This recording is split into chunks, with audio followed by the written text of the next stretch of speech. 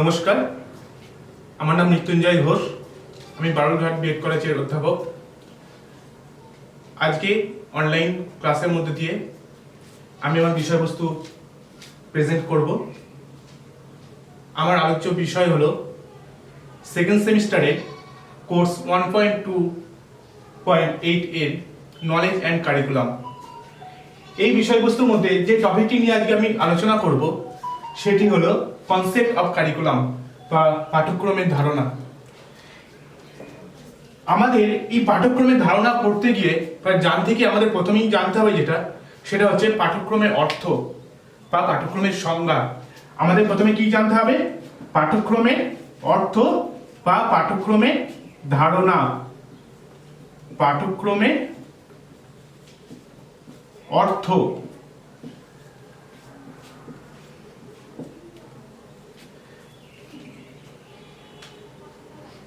আমরা বর্তমানে যে পাঠ্যক্রমের অর্থ বলতে গিয়ে যেটা জানবো, কারণ পাঠ্যক্রম শব্দটিকে আমরা প্রত্যেকেই জানি ইংরেজি শব্দ কারিকুলাম দিয়ে আমরা প্রকাশ করি। এই কারিকুলাম শব্দটি ল্যাটিন ওয়ার্ড কোন শব্দ থেকে এসেছে? Courier, CURRE। এটা কোন শব্দ বললাম? এটা হচ্ছে ল্যাটিন শব্দ বা ল্যাটিন ওয়ার্ড কুরিয়ার শব্দটি থেকে ইংরেজিতে কারিকুলাম শব্দটি এসেছে। তাহলে জেনে নিয়ে আগে কুরিয়ার শব্দটি অর্থ বলতে কি বোঝানো হয়। কুরিয়ার শব্দটির অর্থ হলো, যেখানে আমরা ইংরেজিতে আরেকটি শব্দ বলতে পারি, সেটার অর্থ হচ্ছে রেশ, RACE, রেশ। দেখো, রেশ কথাটা আমরা কোথায় পাই? রেশ কথাটা আমরা দেখতে পাবো বিভিন্ন প্রতিযোগিতা বলতে যে কোনো ইভেন্ট যেটা বলতে পারি। যেমন আমরা যদি কোনো দৌড় প্রতিযোগিতা বলতে পারি, বিশেষ করে দৌড় প্রতিযোগিতায় রেশ কথাটা বেশি করে প্রতিফলিত হয়। অর্থাৎ দৌড়ের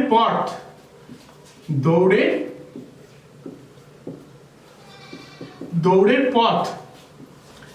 দেখো, আমরা যখন কোনো দৌড় প্রতিযোগিতা দেখি, আমরা দুটো জিনিস খুব ভালোভাবেই খুঁজে পাই। একটা হলো প্রথম থেকে শুরু করে শেষ পর্যন্ত, অর্থাৎ ফ্রম স্টার্ট টু এন্ড। এই স্টার্ট টু এন্ড এর মধ্যে একটা নির্দিষ্ট সময় থাকে।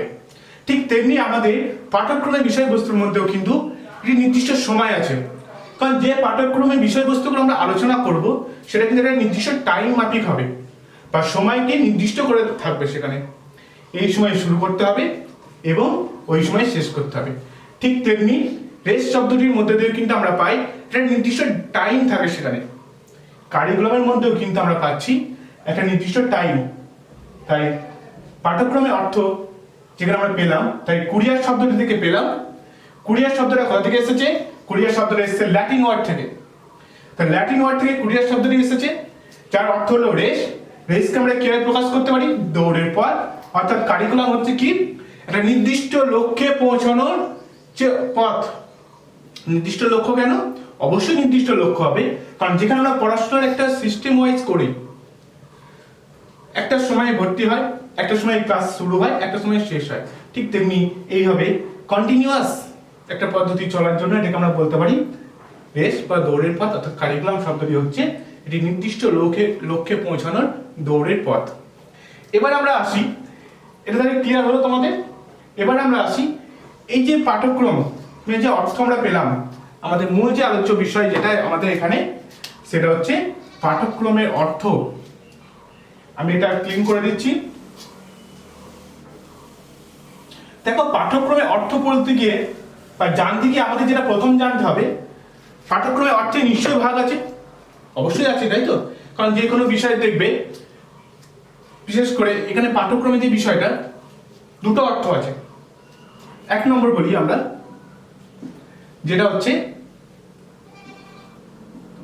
গতানুগতিক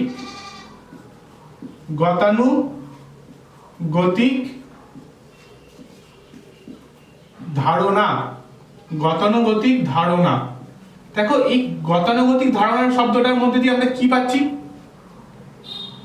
গতানুগতিক শব্দটির মধ্যে দিয়ে আমরা পাচ্ছি, এটা বলতেই পারি আমরা প্রাচীন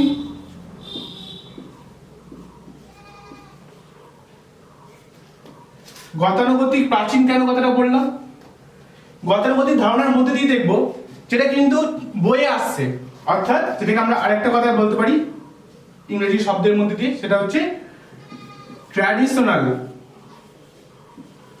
ট্র্যাডিশনাল ট্র্যাডিশনাল দেখো, এই ট্র্যাডিশনাল শব্দটার মধ্যে দিয়ে গতানুগতিক কথাটা আমরা কিন্তু আরামসে বা অনায়াসে আমরা পেতে পারি। এই গতানুগতিক ধারণার মধ্যে দিয়ে যে ট্র্যাডিশনাল পেলাম, তাই ট্র্যাডিশনালটা কোন নিয়ে আলোচনা করব? অবশ্যই আমরা পাঠ্যক্রম নিয়ে আলোচনা করব। ট্র্যাডিশনালের যে গতানুগতিক ধারণা, সেই গতানুগতিক ধারণাটা কার হবে? অবশ্যই কিন্তু পাঠ্যক্রমের বিষয় হবে। তাই পাঠ্যক্রমে গতানুগতিক ধারণাগুলো কি ছিল সেটা আমরা এবার একটা একটা করে পয়েন্ট ওয়াইজ আমরা আলোচনা করব। কোডটা মুছে দিই। কোডটা ছোট হওয়ার জন্য অবশ্যই একটু জায়গাটা কম লাগছে, মুছতে হবে আর পড়াতে হবে।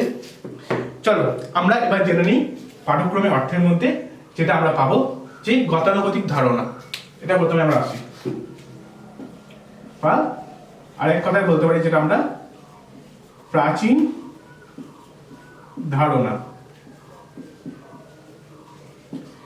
দেখো, প্রাচীন ধারণা হোক বা যে গতানুগতিক ধারণা যেটাই হোক না কেন, আমাদের মধ্যে যেটা মূল বিষয়বস্তু সেটা কিন্তু অবশ্যই যে পাঠ্যক্রম, মূল বিষয়বস্তুগুলো আমাদের দেখতে হবে বা জানতে হবে। যেমন দেখো, এই পাঠ্যক্রমের ক্ষেত্রে আমরা কয়েকটা বিষয় বা কয়েকটা পয়েন্ট আমরা এখানে উল্লেখ করতে পারি। এক নম্বর পয়েন্ট যেটা আমরা আরামসে বলতে পারি, প্রথম হচ্ছে এখান থেকে আমাদের যেটা আহরণ হয় সেটা হচ্ছে জ্ঞান ও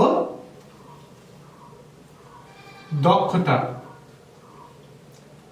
এই যে প্রাচীন ধারণা যেটা আমরা আলোচনা করছি আজকে, প্রাচীন ধারণার মূল বিষয়বস্তু কি বলতো? মূল বিষয়বস্তু হচ্ছে সবসময়ের জন্য জ্ঞান এবং দক্ষতা।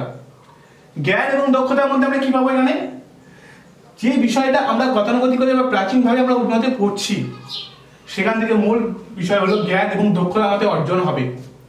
অর্থাৎ যে বিষয়বস্তুটা আমরা আলোচনা করব বা করেছি, সেটা কি অবশ্যই এখানের মধ্যে আমাদের প্রত্যেক শিক্ষার্থীদের মধ্যে জ্ঞান এবং দক্ষতা অর্জন হবে। কারণ জ্ঞান এবং দক্ষতা ছাড়া কখনোই কোনো পাঠ্যক্রমকে আমরা বাস্তবে রূপদান করতে পারবো না। 2 নম্বর পয়েন্টের মধ্যে আমরা যেটা পাবো সেটা হচ্ছে অবশ্যই সেখানে কি থাকবে? কিছু বিষয়,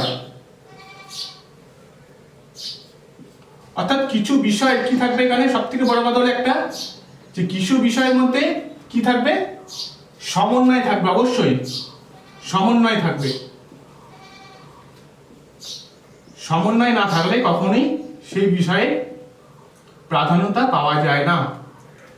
কিছু বিষয়ে সমন্বয় থাকবে। সমন্বয় শব্দটার মধ্যে কিন্তু আমরা সকলেই পরিচিত। কারণ বর্তমানে আমরা যেমন যে বিষয়গুলো জানি না, যখনই জ্ঞান এবং দক্ষতা অর্জন হবে, আমরা কখনোই কিন্তু একটা পার্টিকুলার বিষয় থেকে কিন্তু জ্ঞান এবং দক্ষতা অর্জন করি না।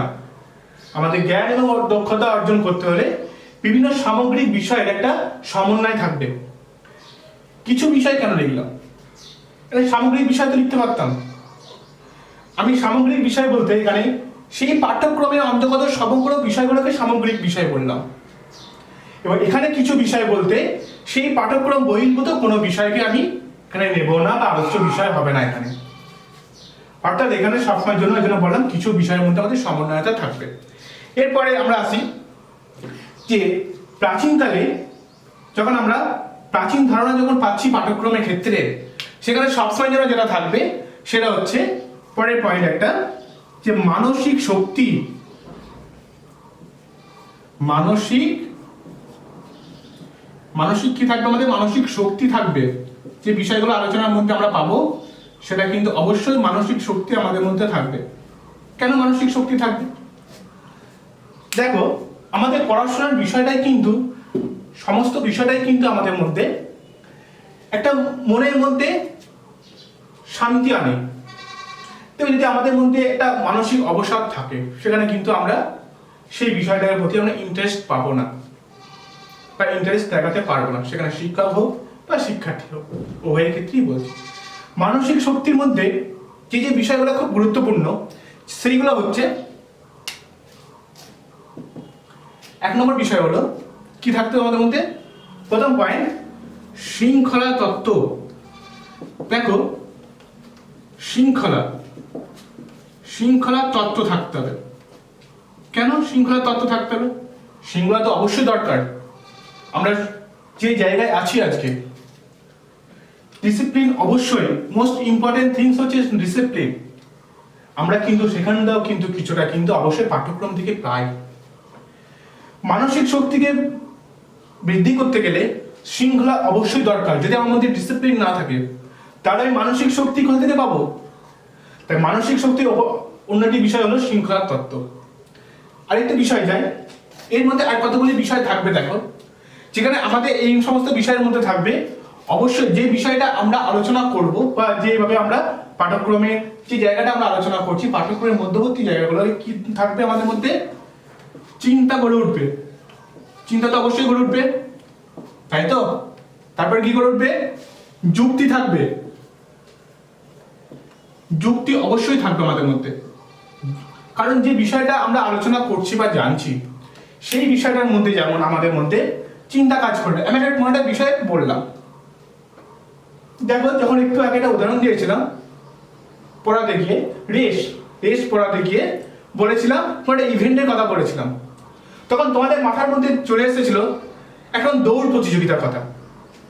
অর্থাৎ তখন তোমার মধ্যে সেই চিন্তাটা হয়তো এসেছিল। এবং দেখো তারপর আস্তে আস্তে যখন আমরা যুক্তি পাচ্ছি, যুক্তি মানে সেটাকে ঠিকমতো বিচার বিশ্লেষণ করে বোঝা, তাহলে তারপরে পয়েন্টে কি আসতে পারে আমাদের মধ্যে? বিচার। অবশ্যই যুক্তিটা আমাদের কার মধ্যে দিয়ে গড়ে উঠবে? অবশ্যই বিচারের মধ্যে দিয়ে গড়ে উঠবে। অর্থাৎ বিচার শক্তি থাকতে হবে আমাদের মধ্যে।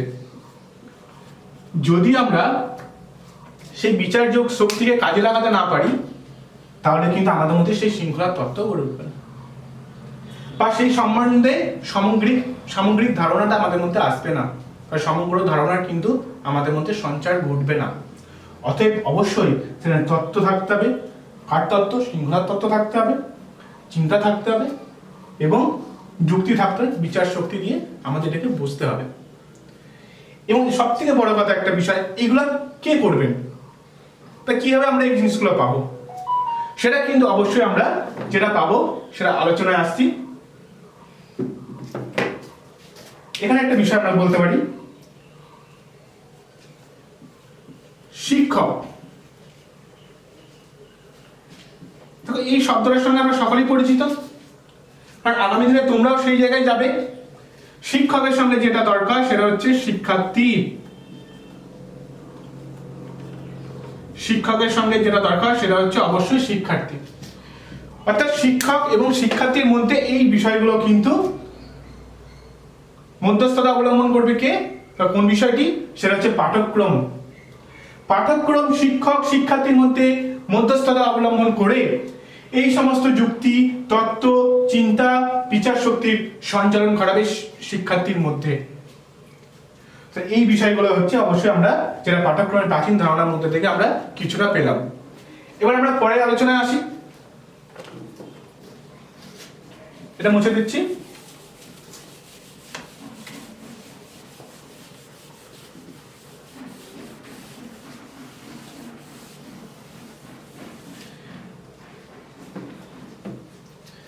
দেখো সবথেকে একটা বিষয়, এখানে পাঠ্যক্রম আমরা আলোচনা করতে গিয়ে যে বিষয়টা পাবো সেটা হচ্ছে অবশ্যই শিক্ষক থাকবেন এখানে, আর কে থাকছেন এদিকে? শিক্ষার্থী থাকছেন।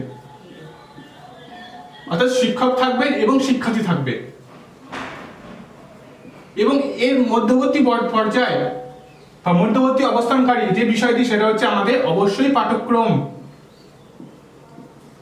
এবার আমরা যে বিষয়টা আমরা পাবো, শিক্ষক থাকছেন এখানে, এখানে থাকছে শিক্ষার্থী। শিক্ষক এবং শিক্ষার্থীর মধ্যে মধ্যবর্তী যে বিষয়টা সেটা হচ্ছে অবশ্যই আমাদের মধ্যে পাঠ্যক্রম শব্দটি আমাদের মধ্যে থাকবে। আর এর মধ্যে দিয়েই তো আমরা আমাদের যে আনুষঙ্গিক বিষয় সেটা কিন্তু আমরা সম্পূর্ণ করতে পারবো। এখানে একটা বিষয় আমরা আলোচনা করতে গিয়ে পাবো যে প্রাচীন মতে ধারণা করতে গিয়ে বা প্রাচীন মতে আমরা পাঠ্যক্রম করতে গিয়ে বা জানতে গিয়ে, পাঠ্যক্রমের ধারণা আমাদের জানতে গিয়ে যেটা বিষয় সেটা হচ্ছে সবসময়ের জন্য কোন মরণ থাকবে? স্কুল বলতে পারি, অবশ্যই বলতে পারি। তারপর কি বলতে পারি? কলেজ, বা আরেক কথায় কি বলতে পারি আমরা? মহাবিদ্যালয়। আরেকটা বিষয় কি হতে পারে? সেটা হচ্ছে বিশ্ববিদ্যালয়। একদম ঠিক, বিশ্ববিদ্যালয়। দেখো একটা জিনিস আমরা এখানে জানতে গিয়ে দেখছি যে এই যে বিষয়গুলো, স্কুল থাকছে আমাদের মধ্যে, মহাবিদ্যালয় থাকছে, এবং আরেকটা থাকছে বিশ্ববিদ্যালয় থাকছে। অর্থাৎ এই বিষয়গুলোর মধ্যে আমাদের কি হচ্ছে? এই বিষয়গুলোর মধ্যে আমাদের অবশ্যই পাঠ্যক্রমটা কিন্তু সীমাবদ্ধ থাকছে। কি থাকছে? পাঠ্যক্রমটা আমাদের মধ্যে এখানে সীমাবদ্ধ থাকছে, সীমাবদ্ধ থাকছে। কোনটা আমাদের মধ্যে সীমাবদ্ধ থাকছে? অবশ্যই পাঠ্যক্রমটা কিন্তু আমাদের মধ্যে সীমাবদ্ধ থাকছে। অর্থাৎ দেখো, পাঠ্যক্রম বলতে আমাদের একটা পুস্তক বা বই, একটা বইকে আমরা যদি ধরি, সেই বইয়ের মধ্যে যে বিষয়টা আছে সেটাই কিন্তু আমরা দেখতে পাই স্কুল, মহাবিদ্যালয় এবং বিশ্ববিদ্যালয়ের মধ্যে আমরা সেই শিক্ষাটা গ্রহণ করি। আচ্ছা, ধরে নাও যে বইয়ের মধ্যে আমরা যেটুকু শিখছি সেটাই কি আমাদের বিশাল ধারণা হয়ে যাচ্ছে, সামগ্রিক ধারণা হয়ে যাচ্ছে? কখনোই না। সেটা শুধুমাত্র আমরা সেই জায়গার একটা আনুষঙ্গিক বিষয়ের মধ্যে আমরা পাচ্ছি, বা সেই জায়গার আনুষঙ্গিক বিষয়ের মধ্যে আমরা এখানে পাই। এবার কেন বললাম আমি এটা? আমাদের পাঠ্যক্রম ছাড়াও তো, বা স্কুল কলেজে অভ্যন্তরের পাঠ্যক্রম ছাড়াও তো আমাদের অনেক কিছু বিষয় আছে। কোন কোন বিষয়গুলো আছে? সামাজিকতা আছে, নৈতিকতা আছে, মূল্যবোধ আছে। সেগুলো শুধুমাত্র আমরা ওই পাঠ্যক্রম সংক্রান্ত বিষয় থেকে আমরা জানতে পারছি না, বা সামগ্রিক জানতে পারছি না, সম্পূর্ণভাবে সেটা আমরা জানতে পারার আমাদের সেই জায়গাটা পাচ্ছি না। ওর বাইরেও আমাদের আরেকটা জায়গা আছে, কিন্তু সেটা কিন্তু কোনো মতেই পাঠ্যক্রমের মধ্যে অন্তর্ভুক্তিকরণ করা হয়নি। তার জন্য কিন্তু আমি সীমাবদ্ধ কথাটা লিখলাম। সীমাবদ্ধ কথাটা কেন লিখলাম? পাঠ্যক্রমের মধ্যে সীমাবদ্ধ এই কারণেই আছে যে বিষয়গুলো আমরা স্কুল, মহাবিদ্যালয়, বিশ্ববিদ্যালয়ে করছি, এর বাইরেও আমাদের একটা আলাদা জগৎ আছে, আলাদা পরিবেশ আছে, সেখান থেকেও কিন্তু আমাদের মধ্যে জ্ঞান আহরণ হয়। তো সেটা কখনোই কিন্তু পাঠ্যক্রমের মধ্যে কিন্তু সীমাবদ্ধ নেই, বা সেখানে অন্তর্ভুক্তিকরণ করা হয়নি। পরে আমরা আসি পরের বিষয়ে। এরপরে বিষয় আমরা আলোচনা করতে গিয়ে পাবো, দেখো একটা বিষয়, পরীক্ষা, পরীক্ষা নিয়ন্ত্রণ। মানে একটা পয়েন্ট আমার আছে, পরীক্ষা নিয়ন্ত্রণ কেন লিখলেন স্যার আপনি? পরীক্ষা পদ্ধতি তো আপনি লিখতে পারতেন। আমরা পাঠ্যক্রমের মধ্যে যেটুকু জানি সেটুকুই কিন্তু আমরা পরীক্ষায় আমরা লিখতে থাকি বা লিখি। পরীক্ষা নিয়ন্ত্রণ, পরীক্ষাটা আমাদের মধ্যে নিয়ন্ত্রণ আসছে। আমাদের জীবনের একটা পরীক্ষা সবসময় আমরা প্রতিনিয়তই দিতে থাকছি। বর্তমান পরিস্থিতিতে দেখো আমরা একটা কঠিন সম্মুখীনের মধ্যে বা সমস্যার মধ্যে আমরা আছি, সেটাও কিন্তু আমাদের পরীক্ষা চলছে। কিরকম? আমরা সকলে গৃহবন্দী, আমরা সকলে যেন একটা পরীক্ষা দিচ্ছি, আমরা সকলে ঘরের মধ্যে পরীক্ষা দিচ্ছি। এখানে পরীক্ষা নিয়ন্ত্রণ কথাটা কেন বললাম? যে পাঠ্যক্রম আমরা প্রাচীন যুগে বা প্রাচীন অর্থে বা